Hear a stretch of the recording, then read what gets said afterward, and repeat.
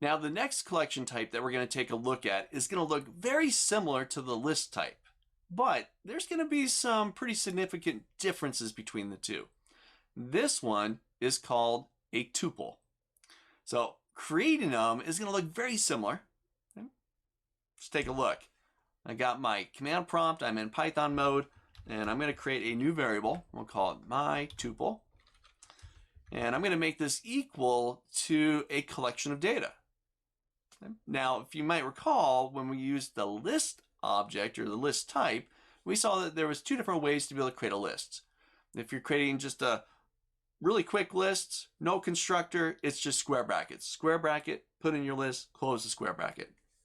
If you're using the constructor, it was a double set of parentheses. Now here, I'm just going to create a tuple. I'm not going to use its constructor. Here we use parentheses.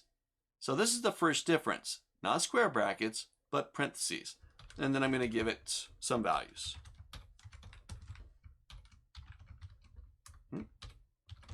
And blue. All right, my tuple, great. So now let's just output the type.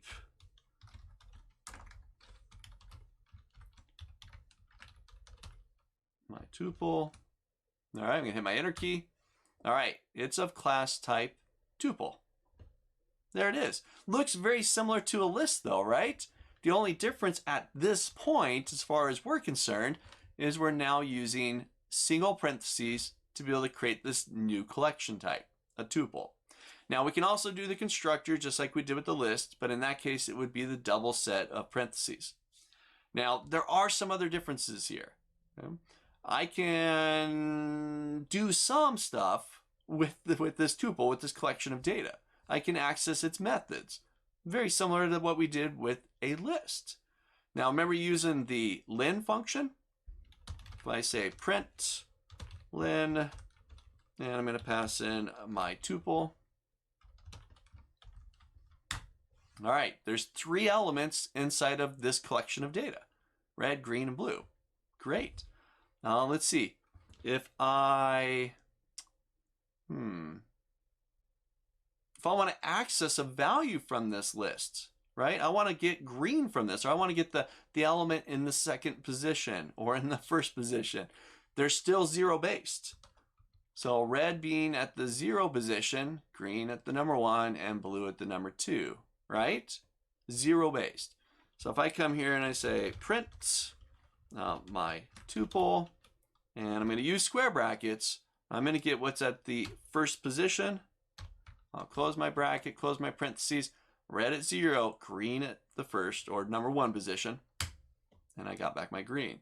So still feeling pretty similar to working with the list. Syntax is a little bit different, but what if I do this? My tuple dot append, and I want to append a color. You remember doing this inside of the list type? My tuple dot append purple. I'm going to hit my enter key. Now watch what happens. Trace back, most recent, call last, file, blah, blah, blah, blah. Attribute error. Tuple object has no attribute append. Doesn't have an attribute of append or a method of append. Doesn't exist. Unlike a list, lists are editable. They're changeable. You can get in there and you can add, you can clear it, you can remove. With a tuple, they're static. We can't add additional elements to a tuple type. And that's one of the biggest differences inside there. There's some other ones, but it's still a collection, still a pile of data inside there that you can then add elements to. Can't add them after the fact, after it's created, but you build it up. Once you're done, you can access those values. So try this one out. Get a feel for creating them. I want to show you in the next video a little bit more about the differences in there and kind of the list versus the tuple object or type. So first, get an idea of working with this one, creating it, accessing its elements, and then let's talk a little bit more about the differences between a list and a tuple.